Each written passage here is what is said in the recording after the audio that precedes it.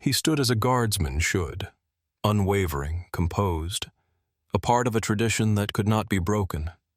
But that day, among the crowd was her, a little girl who asked a question he wasn't ordered to answer.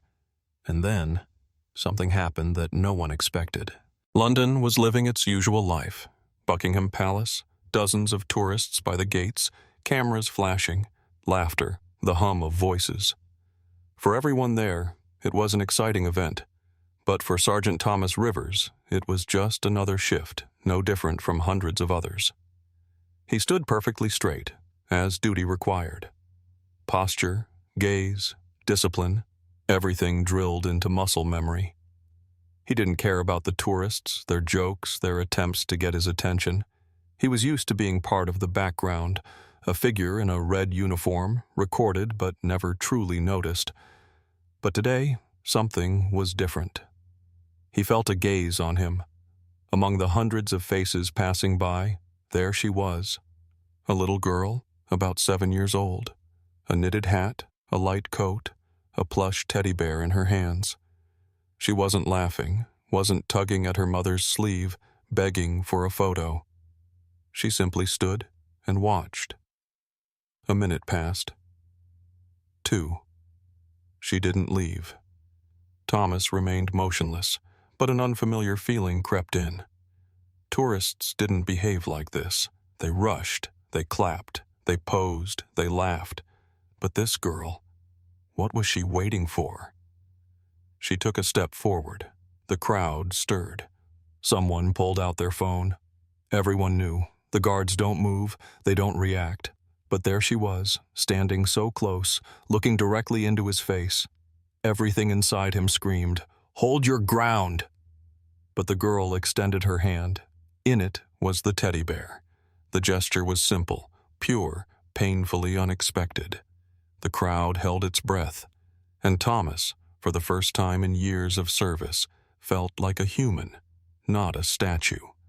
He didn't take the toy, but at the corner of his lips, he allowed himself the smallest, almost imperceptible smile. The tourists gasped. Someone was already typing up a headline for the video. "A guardsman broke the rules and became human."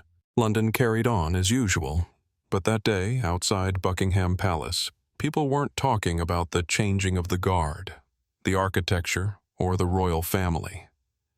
They were talking about the guardsman who smiled. The video spread across social media faster than anyone could have expected. Millions of views, thousands of comments. Some were in awe. He's human, not a robot. If only everyone were like that. Others were outraged. The guard is about honor and discipline, not entertainment for tourists. But Thomas knew nothing of the likes or the debates. He stood at his post once again, as required, but now he could feel the shift. The crowd looked at him differently. Some lingered by the gates longer than usual. Some scanned the line of guards, searching for him. Some smiled, testing if he would do it again. But Thomas remained motionless. He knew that moment had made him too visible, and guardsmen were not meant to be seen. When his shift ended, the order came swiftly. Headquarters, the captain's office. Thomas entered, immediately noticing the phone on the desk. The screen was lit, showing that exact moment. A guardsman, and his smile. The captain didn't explain. There was no need. Thomas knew the rule. Guardsmen do not smile. Guardsmen do not react.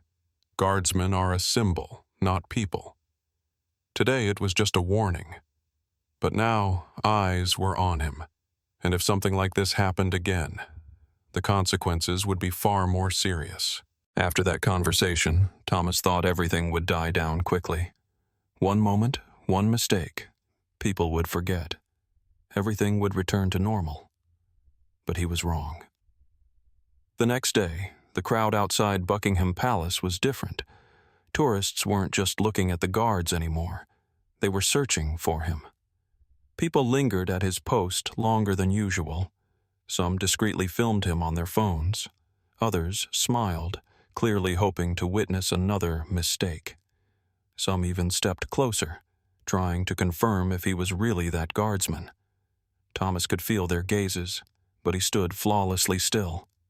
He couldn't repeat what he had done, but worse than that, he could no longer disappear into the formation.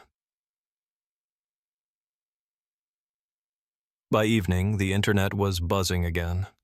"I saw that guardsman. He's even more serious than before. Let's see if we can make him smile again. What if he broke the rules on purpose? What if it was a protest?" People built theories, created new narratives. Meanwhile, he just stood at his post, as he had for the past 10 years. But now, everything had changed. At some point, he realized they didn't want him to be a guardsman. They wanted him to be a human. But if he showed that he was human, he would stop being a guardsman. A thin, invisible line. And now, Thomas was balancing right on the edge of it. A week passed, but the situation only escalated. Every day, tourists came to Buckingham Palace looking for that guardsman.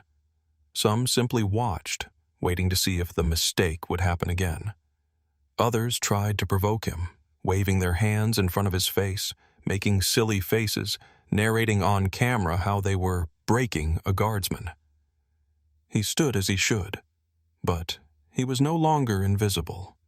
People no longer saw him as just part of the guard. They saw him as someone who could break the rules. Tut. At headquarters, there were no official conversations, but he could feel the stares. His colleagues didn't speak about it, but the air between them had changed. Some looked at him with understanding, others with disapproval, and some were just waiting for him to stumble again. Ta-ta-ta. One day passed, then another, then a third. The crowd grew bolder. They were waiting for a reaction. They didn't want a guardsman. They wanted a person who would break again. And then, something unexpected happened. Among the noisy tourists, he saw her again. The little girl with the teddy bear. She wasn't playing, wasn't laughing, didn't come too close. She just stood there, watching. But now, her gaze was different. Not joyful, understanding. As if she knew what had happened after their first meeting. As if she realized that everything had changed. She stood there for a few seconds, then turned and walked away. Thomas remained motionless, as always. But inside him, something broke. The crowd outside Buckingham Palace continued to gather every day. Tourists, bloggers, curious passers-by, they were all looking for him. They were waiting for a reaction, waiting for another moment that would explode across the internet. But nothing happened.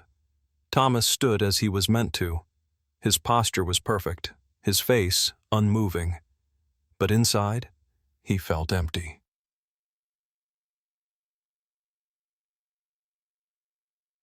Since the day he saw the girl again, everything had become even harder. She understood. She didn't try to offer him the teddy bear again. She didn't try to speak. She simply walked away. And perhaps that was the hardest blow of all. One evening, after his shift, he left headquarters later than usual. London buzzed with its usual evening rhythm. Buses passing, car horns, the soft glow of streetlights. He walked quickly, focused on the path ahead. But then he felt it. Someone was watching him. He turned. On the other side of the street she stood, the little girl with the teddy bear. For a brief moment their eyes met. And then he did something he never expected of himself. He lowered his chin. Just slightly, an almost invisible movement. But she saw it. The girl smiled.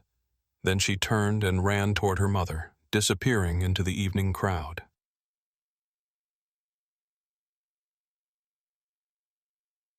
That gesture didn't break protocol, but for the first time, Thomas realized, you don't always have to break the rules to remain human, because the man inside the uniform was still alive.